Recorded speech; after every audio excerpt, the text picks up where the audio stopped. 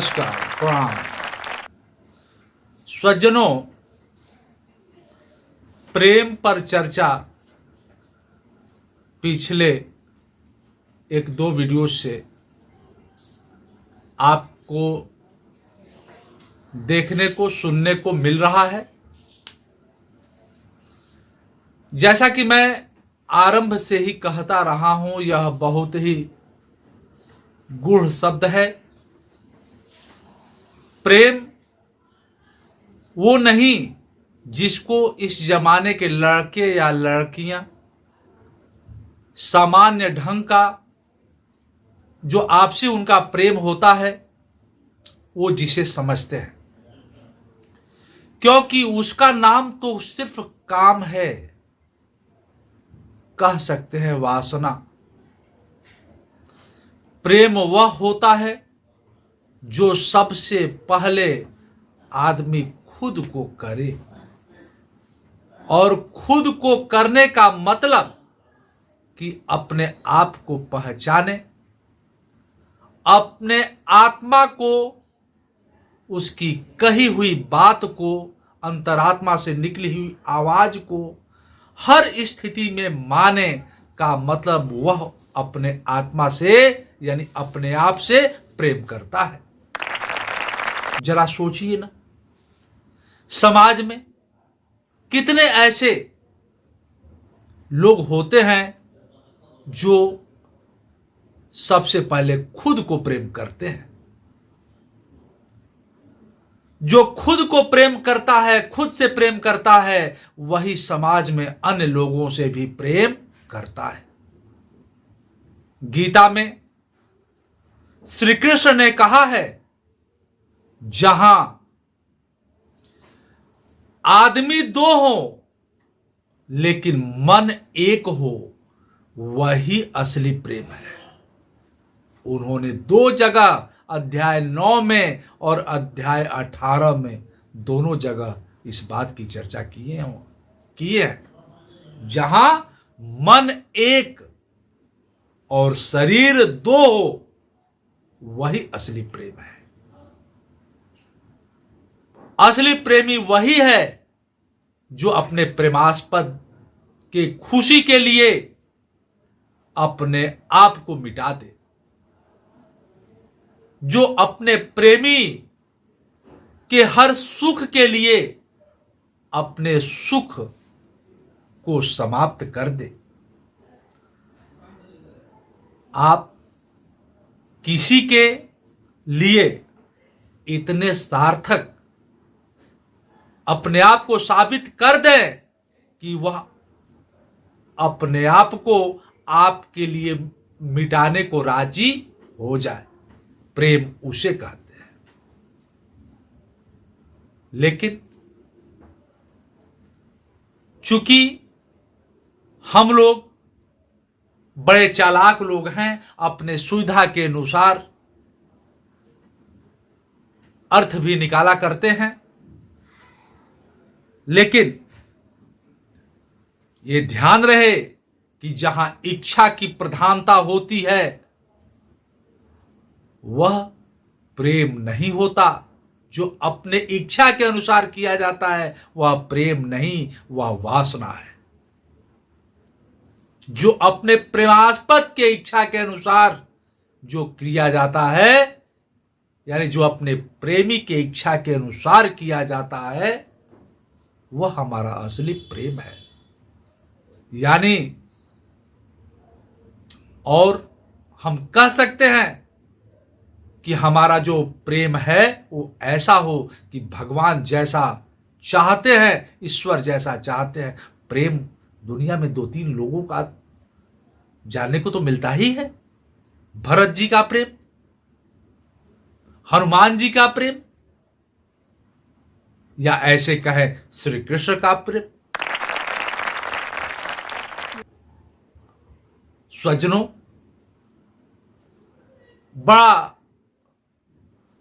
बेजोड़ लगता है जहां पे कहीं सच्ची प्रेम सुनने को मिलता है। मैं आपको एक सच्ची घटना बताऊं, अपने आप से ही बताऊं, अपने आप की ही बताऊं।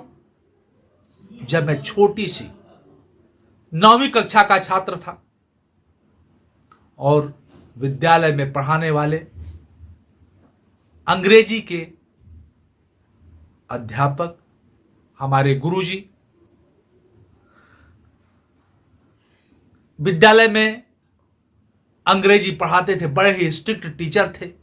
लेकिन धीरे धीरे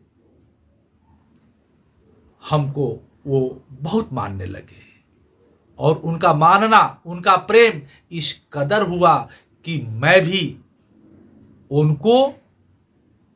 उनके प्रति हमारी प्रेम अत्यधिक जगने लगी थी। और स्वजनों, उनका प्रेम मेरे प्रति, जिसका नाम मैं इस समय स्नेह कह सकता हूं, और मेरा प्रेम उनके प्रति जो आज भी है, उसका नाम मैं श्रद्धा कह सकता हूं। वे कहा करते थे कि मेरे दो नहीं, चूंकि उनके 2 पुत्र, मेरे 2 नहीं मेरे 3 पुत्र। और अब भी मैं याद करता हूं कि मेरा जो उनके प्रति आदर, उनके प्रति जो स्नेह इस कदर होता चला गया कि हमारे जो बहुत खास रिश्तेदार हों, मेरे बहुत खास कोई प्रेमी हो, उनसे वे कम नहीं है। और यही कारण है जीवन के लिए हमारे वे आदर्श तुल्य, जो हमेशा मैं कभी भी अगर गांव जाऊं तो उनके घर गए बिना मेरी यात्रा पूर्ण मान ही मैं नहीं सकता।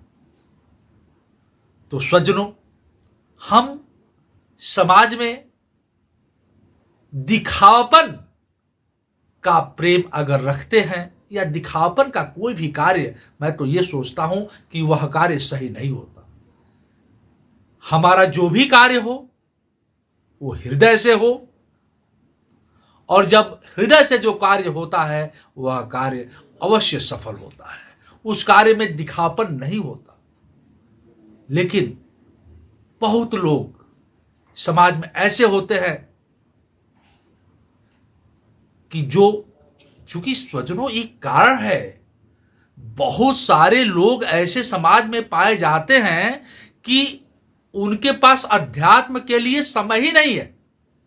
और जिनके पास अध्यात्म के लिए समय नहीं है, वे लोग नैतिक नहीं होते। और जो नैतिक नहीं होते, उनसे किसी भी कार्य में आप ईमानदारी की अपेक्षा नहीं कर सकते। किसी भी, चाहे वो प्रेम हो, चाहे कोई कार्य हो, उनसे आप 100%, 100% ईमानदारी की उम्मीद नहीं कर सकते। कहीं ना कहीं से उनसे आपको धोखा मिलने की गुंजाइश बनी रहती है। ऐसे भी उदाहरण है मेरे पास, जैसा कि कुछ ही समय पहले, हालांकि इस बात की जिक्र मुझे नहीं करनी चाहिए, कुछ सच्ची घटनाओं का उदाहरण मैं ले रहा हूं। कई साल पहले, वो भी ज्यादा साल नहीं हुए होंगे, एक मेरा शिष्य, जिसको मैंने बड़े ही निश्चल ढंग से, लेकिन ईमानदारी पूर्वक मैंने उसके साथ व्यवहार देते हुए उसे पढ़ाया। यहां तक कि उसके अभिभावक से, उसके गार्जियन से, उसके लिए मैं शुल्क भी नहीं लेता था, चूंकि मैं उसे पुत्रवत मन में सोच करके उसे मैं पढ़ाया था।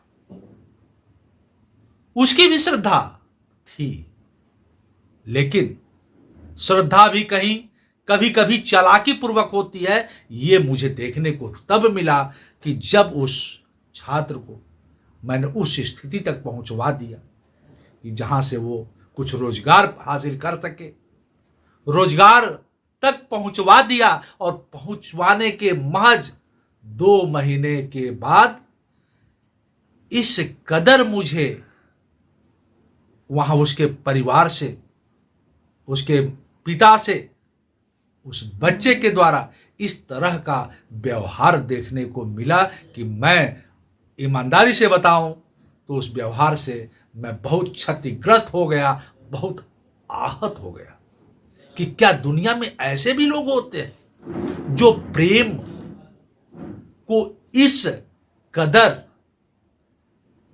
प्रेम का आडंबर करके धोखेबाजी का खेल खेलते हैं। महापुरुषों के सानिध्य में रहकर दिन रात गीता पढ़कर और ये करते क्या है? भावनाओं के साथ खिलवाड़, प्रेम के साथ मजाक, किसी के निष्ठा पर कुठारघात। तो स्वजनों, हमें दुनिया क्या करती है इससे मतलब नहीं होने चाहिए। हमें अपने आप को अच्छा बनाना है, अच्छा रखना है। स्वजनों, अभी मैं अपने गुरुजी की जिक्र किया ना, मैं 1988 में 10वीं कक्षा में था और 88 से उन्होंने हमें 88 में ही पढ़ाया था, 87-88 में। और आज के डेट में जो 2022 चल रहा है, वह संबंध दिन दूना रात चौगुना बढ़ता हुआ और कभी घटता जैसा लगता ही नहीं है। उन्होंने मुझे बहुत माना, उनको मैंने बहुत श्रद्धा अर्पित किया।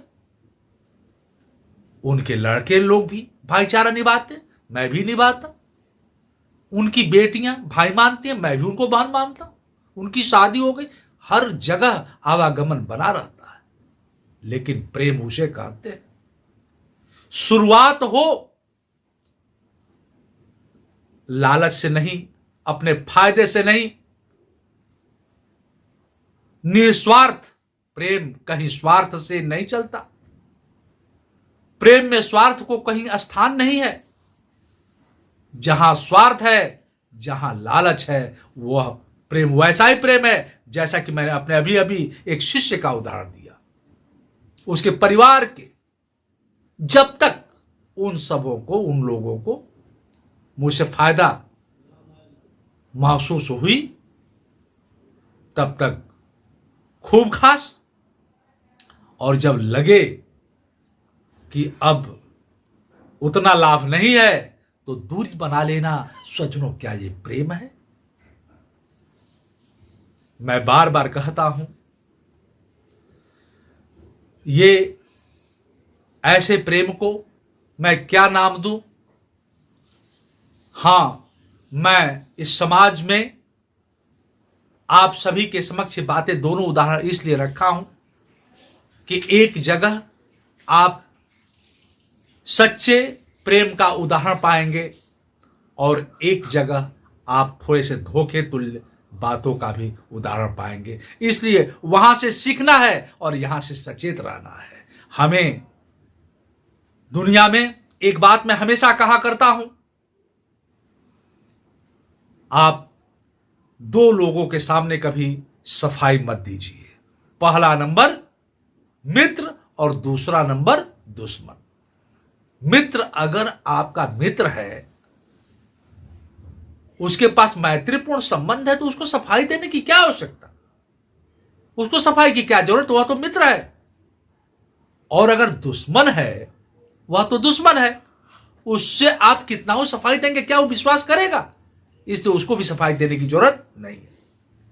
और अगर आप सच्चे हैं तो भी सफाई देने की जरूरत नहीं है, क्योंकि आपकी सच्चाई ही सफाई है। एवं यदि आप झूठे हैं तो भी आपको सच्चाई देने की जरूरत नहीं है, क्योंकि आपके सफाई में कोई सच्चाई होगी ही नहीं। इसलिए हमें अपने जीवन में अपने अंतरात्मा की आवाज को समझनी है, पहचाननी है, और प्रेम की शुरुआत हमें सबसे पहले अपने आप से करनी है। और जिस दिन हम अपने आप से प्रेम करने लगेंगे, उस दिन हम पूरी दुनिया से प्रेम करेंगे। लेकिन स्वजनों, आवश्यकता तो यह है, हम कौन हैं, मैं कौन हूं, इसे पहचानने की। हमारी अंतरात्मा की आवाज क्या है, इसे पहचानने की। और जिस दिन हम इसे पहचानने लगेंगे, हमसे आधी से अधिक गलतियां होने बंद हो जाएंगे। इसलिए मैं आपसे, आप सभी से आग्रह करूंगा। मैं इस टॉपिक्स पर आगे भी बोलूंगा, अभी समाप्त नहीं हुआ है, बहुत सारी बातें हैं और बहुत जल्द जल्द आप वीडियो पाएंगे। लेकिन आप सब इसे आगे भेजें और सब्सक्राइब अवश्य करें, ताकि आपके पास वीडियोस हमारे जल्दी जल्दी जा सकें और अन्य लोगों के पास प्रेषित करें, लाइक करें और कमेंट्स बॉक्स में जाकर जो चीज़ भी आपको कमी महसूस हो या बहुत अच्छा लगे, उसके बारे में हमें सुझाव देने का प्रयास करें। बहुत बहुत धन्यवाद।